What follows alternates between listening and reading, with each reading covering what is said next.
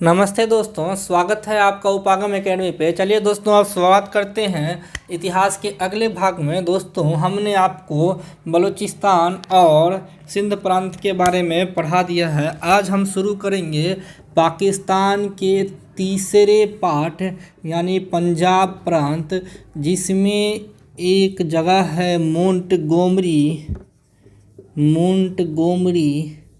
आज इसका नाम साहिवाल ज़िला है। साहिवाल ये पंजाब राज्य है। इसमें मोंटगोमरी उस समय, आज इसका नाम साहिवाल है। इस जगह पे एक जगह था हड़प्पा, और सबसे पहले खोजा गया स्थल था हड़प्पा। इसके बारे में दोस्तों हम बार बार बता चुके हैं कि हड़प्पा की खोज दयाराम साहनी ने की थी। तो चलिए अब इम्पोर्टेंट पॉइंट लिखते हैं कि इसकी खोज कहाँ गया यार, मार्कर खुल क्यों नहीं रहा। हाँ, दयाराम साहनी ने 1921 में की, और ये रावी नदी के तट पर है। और हड़प्पा सिंधु कालीन सबसे पहला खोजा गया शहर है। पहला खोजा गया शहर है। तो दोस्तों, हम इस छोर से होते हुए अब हड़प्पा पे आ चुके हैं। हमने आपको मुंडीकॉक, सुरतगोई, सुतकेंदुर, मेहरगढ़, मोहनजोदड़ो, चुहंदरो के बारे में पढ़ा दिया। अब पढ़ना है हड़प्पा के बारे में, और हड़प्पा के बाद दोस्तों हम शुरुआत करेंगे भारत के प्रमुख स्थलों के बारे में। तो दोस्तों, आज हम बात करते हैं हड़प्पा के बारे में। तो दोस्तों, हड़प्पा से प्राप्त सबसे बड़ा अगर कोई ही जगह था या कोई चीज़ है तो वो है अन्नागार। अन्नागार का मतलब जहाँ अन्न को जमा करके रखा जाता था। जहाँ अन्न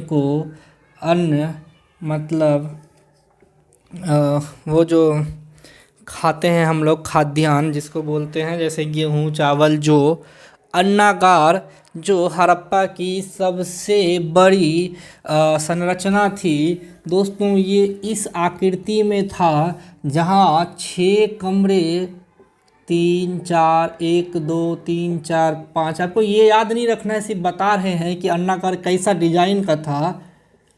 1 2 3 4 5 6 कमरे, और यहाँ बहुत सारे चबूतरे बने थे। और इस चबूतरे पे दोस्तों क्या मिला है पता है? ओखली। आज तो नहीं पता, लेकिन प्राचीन समय में दोस्तों इस आकृति का एक ओखली हुआ करता था, जिसमें हम लोग मुगदर से अनाज को कूटते थे, मसालों को कूटते थे। और ये आज भी आपको राजस्थान में, बिहार में बहुत जगहों, बहुत ग्रामीण जगहों पे ये ओखली मिल जाएगी। तो इसके साक्ष्य आपको मिले हैं हड़प्पा में। और हड़प्पा की सबसे बड़ी संरचना अन्नागार है। इस अन्नागार में दोस्तों मजदूरों के रहने के लिए छोटे छोटे बहुत सारे कमरे थे, जहाँ जो ये ओखली में अनाज कूटते थे, और यहाँ जब अनाज जमा होता था, इन सभी को काम करते थे। यहाँ पे मजदूरों के रहने की जगहें थी। तो आपको बस ये अन्नागार पूछता है, इतना नहीं पूछता है। हम सिर्फ आपको डिटेल से पढ़ा रहे हैं ताकि आपको वो याद रहे कि ये अन्नागार यानी ये जो ओखली थी, ये जो मजदूरों के जगह थे, ये जो अनाज के रखने का 6x2, ये 6 और ये 2 पार्ट में 6x2 कोष्ठों की भवन जो थी, ये हड़प्पा में थे। अब हम दोस्तों एक चित्र बनाएंगे, और उस चित्र में आपको हड़प्पा के अंदर आने वाले महत्वपूर्ण आपको क्या कहते हैं वस्तुएं दिखाएंगे, जो कि हड़प्पा से मिली है। चलिए दोस्तों, अब हम बात करते हैं हड़प्पा से संबंधित। तो हमने बोला एक चित्र में हम आपको सभी के सभी वस्तुएं दिखाएंगे। तो दोस्तों, बोर्ड पे एक चित्र बना हुआ है जो आपको अभी समझ में नहीं आ रहा है। तो दोस्तों, ये पहला, ये दूसरा, ये तीसरा, ये चौथा, ये 5वां, 6वां, 7वां, 8वां, सेंटर पे नंबर 9 पॉइंट हम रख दिए हैं। दोस्तों हम 9 पॉइंट एक एक करके यहाँ गिन के लिखते हैं, आप मिलाते चलिएगा। चौथा, ठीक है। तो ये है दोस्तों पहला, तांबे का दर्पण, और ये कांसे का भी बना था। तो दोस्तों ये दर्पण था जो तांबा और कांसा का बना हुआ था, हड़प्पा से मिले हैं। दोस्तों चुहंदरों से हमने बोला कि कांसे का और तांबे का दर्पण मिला, ये हड़प्पा से भी मिले हैं। हड़प्पा से दोस्तों यहाँ एक बकरा के साथ एक मानव को भी दफन कर दिया गया। एक बकरा, मान लीजिए कि उसको अपने बकरे से, एक आदमी को अपने बकरे से बहुत प्यार होगा और उसने बोला कि हमको बकरे के साथ दफना दो। बकरे के साथ दफन मानव कंकाल।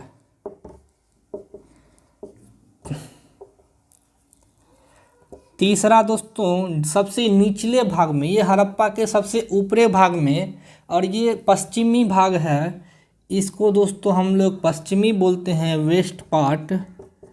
ये दोस्तों ईस्ट है, ये ऊपर वाला नॉर्थ है, और नीचे वाला दक्षिण है। तो तब से वेस्ट और दक्षिण में दोस्तों नीचे मिला है कब्रिस्तान। ये कब्रिस्तान है जहाँ पे दोस्तों लकड़ी के ताबूत में, जो मिस्र में अभी देखते हैं वही चीज़, लकड़ी के ताबूत में दफन मानव कंकाल मिला है। लकड़ी के ताबूत में दफन, ये तीसरा नंबर दोस्तों आप देख रहे होंगे। तो 1 2 3 आपको ये हड़प्पा में जितने 9 जो वस्तुएं प्रमुख मिली है उसको हम बता रहे हैं दोस्तों। चौथा है दोस्तों कांसे का इक्का गाड़ी, ब्रॉन्ज यानी कांसे का बना, कॉपर होता है तांबे का इंग्लिश, इक्का गाड़ी। इक्का गाड़ी, इसी को आप बैलगाड़ी बोलते हैं।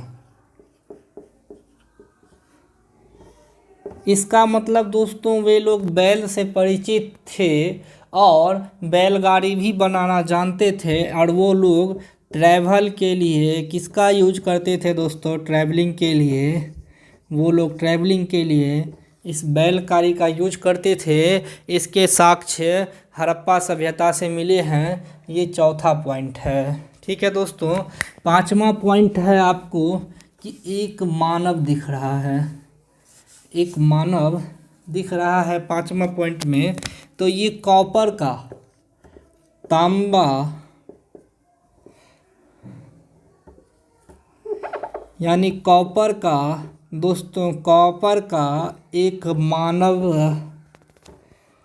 वाकृति यानी एक मानव की आकृति वाला मूर्ति मिला है, कॉपर का बना हुआ, जो कि पूर्वी और दक्षिणी पूर्वी भाग से मिला है।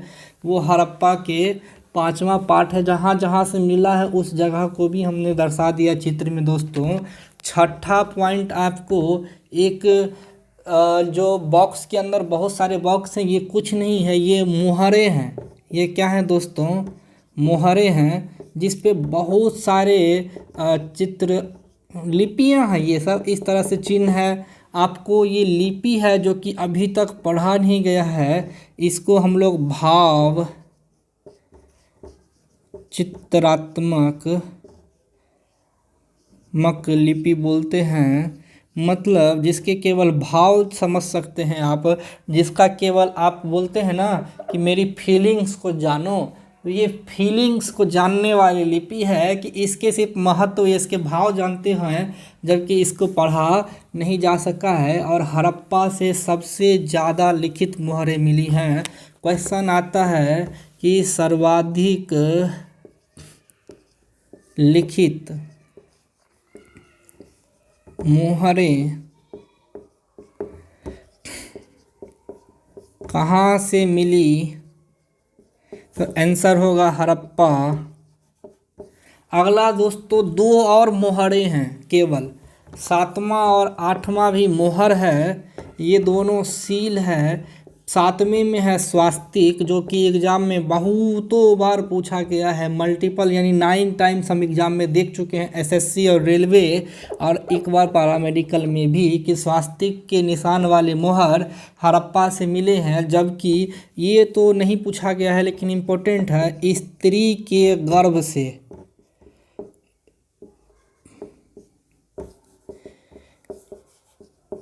इसको नाभि कर दो यार, नाभि से निकलता हुआ पौधा, ये दिखाया गया है दोस्तों इस मोहर में। और नम्मा पॉइंट है दोस्तों, नम्मा पॉइंट है एक मृदभांड यानी मटका, एक मृदभांड यानी मटका, जिस पे एक चित्र बना हुआ है, उड़ते हुए गरुड़, उड़ते हुए गरुड़ जो सांप को पकड़े है, स्नैक कैचिंग। तो 9 के 9 पॉइंट आपको दोस्तों हड़प्पा कालीन सभ्यता से। तो पहला दर्पण, दूसरा शवदान, शवदान मतलब कि कब्रिस्तान ही समझिए जिसको दफन किया गया बकरे के साथ मानव। तीसरा ताबूत में दफन मानव कंकाल, इसको कब्रिस्तान बोलो, इसको बोलो जहाँ पे सबको दफनाया जाता है उसको शवादान बोलते हैं, दफन सबको। ये कांसे का इक्का गाड़ी, कांसे का इक्का गाड़ी या बैलगाड़ी बोल दो, बैलगाड़ी। ये तांबे का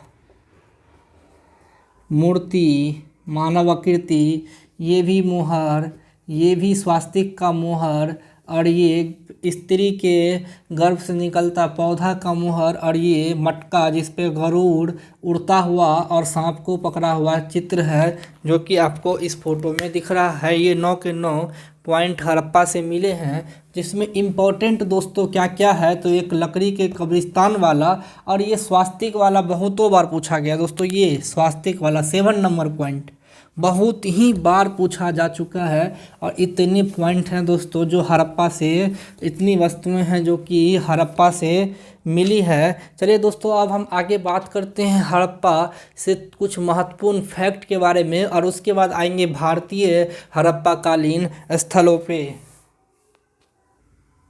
तो दोस्तों हमने बोला कि मोहरें,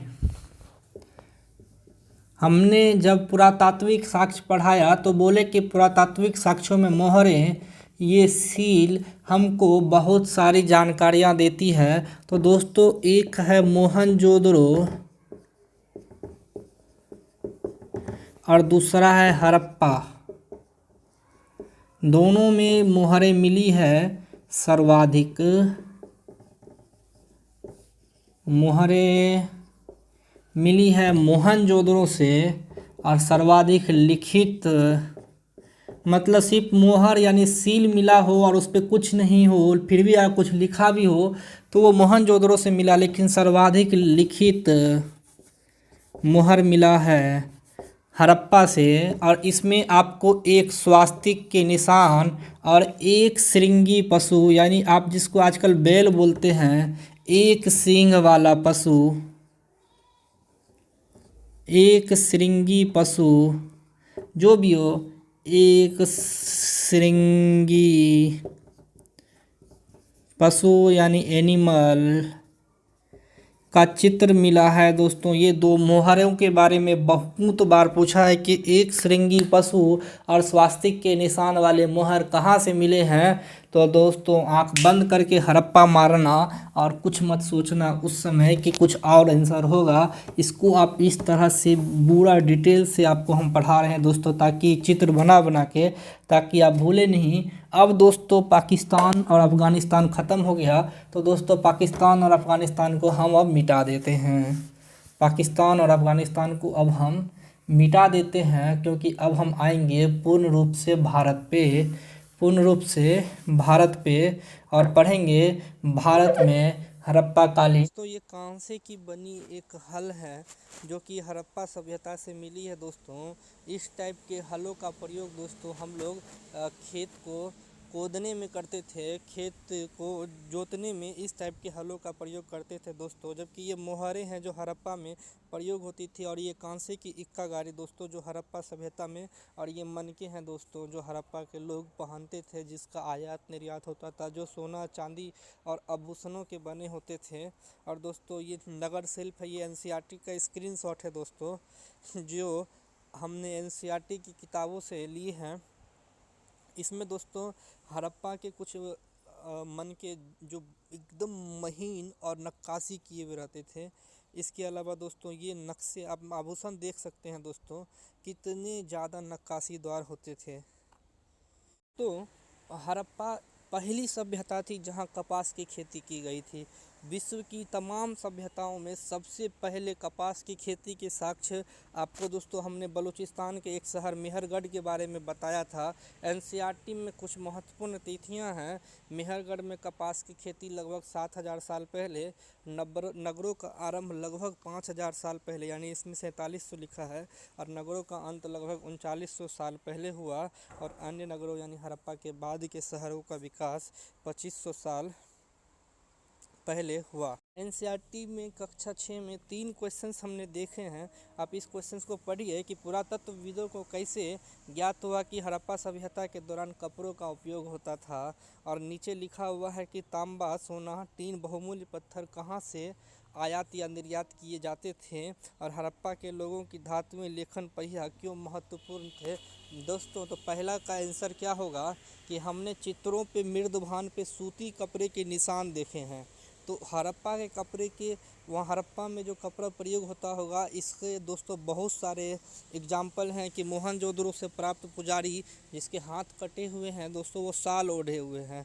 तो शाल ओढ़े हुए हैं मतलब वो सूती कपड़ों के बारे में जानते थे। बहुत सारे मटके यानी मृदभांड मिले हैं दोस्तों, जो कि जिस पे कि दोस्तों चित्रकारिता और सूती कपड़ों के निशान मिले हैं दोस्तों। तो इससे तो पता चलता है कि हड़प्पा के जो लोग थे वो कपड़ों का प्रयोग करते थे। इसमें दोस्तों जो मिलान करने वाला है दोस्तों, इसको हमने नहीं पढ़ाया है क्योंकि ये एग्ज़ाम में उतना नहीं आता है दोस्तों। चलिए, लेकिन इसके बाद आता है कि हड़प्पा लोगों के धातुएं, कांस्य युगीन थी तो तांबा और कांसा प्रयोग होता था। पहिया का प्रयोग दोस्तों हम लोग बैलगाड़ी या इक्का गाड़ी में करते थे, और हल दोस्तों खेती के लिए महत्वपूर्ण होता था, जो आज भी है। चलिए दोस्तों, अब हम बात करते हैं, कुछ चित्र हम दिखा रहे हैं जो हड़प्पा से प्राप्त मोहरें हैं। हमने बोला था कि मोहनजोदड़ो से सर्वाधिक मोहरें प्राप्त हुई हैं, जबकि हड़प्पा से बहुत ज़्यादा लिखित मोहरें प्राप्त हुई है। देख सकते हैं दोस्तों, ये बहुत ज़्यादा भाव चित्रात्मक कुछ लिपियां हैं जो चित्रों में है, जिसको अभी तक पढ़ा नहीं जा सका है। हड़प्पा से प्राप्त स्वास्तिक के एक सिंघी वाले पशु, अगर एक श्रृंगी पशु के बारे में बहुत बार पूछा गया कि सर्वाधिक प्राप्त पशु वाले मोहर जो हैं वो एक श्रृंगी वाले पशु हैं। जैसा आप देख सकते हैं दोस्तों, ये सभी लिखित मोहरें जो आपको यहाँ दिख रहा है दोस्तों, ये सभी चित्र आपको गूगल पे मिल जाएंगे। आप गूगल पे जाके इस सभी फ़ोटो को देख सकते हैं। एक दोस्तों ये केवल जो सबसे लास्ट वाला है मोहनजोदड़ो का, जिसका जो चित्र बनाए थे, जिसमें दोस्तों आपको हाथी और गेंडा इस साइड दोस्तों, ये हाथी और बाघ उलट दिया है शायद दोस्तों। इसके अलावा दोस्तों ऊपर गेंडा और भैंसा, नीचे हिरन, और बीच में युग मुद्रा में भगवान शिव, और ऊपर त्रिशूल बनाया हुआ है, जिसके बारे में दोस्तों हमने आपको बताया था। आप इसको चित्रों के माध्यम से भी देख सकते हैं।